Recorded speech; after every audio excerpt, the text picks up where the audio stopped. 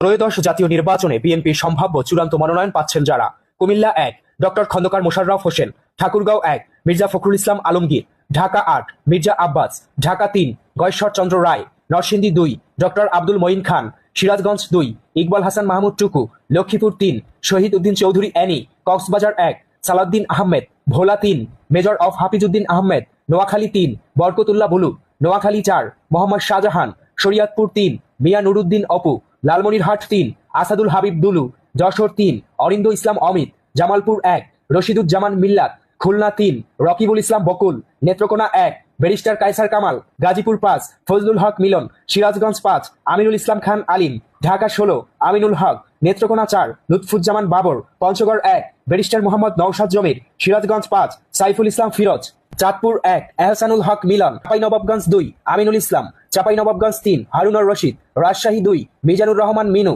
Natore ২, Ruhul Kuddus Talukdar; Kushtia ৪, Sheikh Sadi; Patuakhali ১, Altaf Hossain Chowdhury; Sherpur ১, Hazrat Ali; Mymensingh ১, Syed Emran Saleha Prince; Mymensingh ২, Mamun Bin Abdul Mannan; Faridpur ২, Shama Obaed; Faridpur ৫, Shahidul Islam Babul; Noakhali ২, Zainul Abedin Farooq; Chattogram ৫, barrister Mir Helal; Sylhet ৪, Ariful Haque Chowdhury; Brahmanbaria ২, barrister Rubin Farhana; Brahmanbaria ৩, engineer Khaled Hossain Mahbub Shyamal.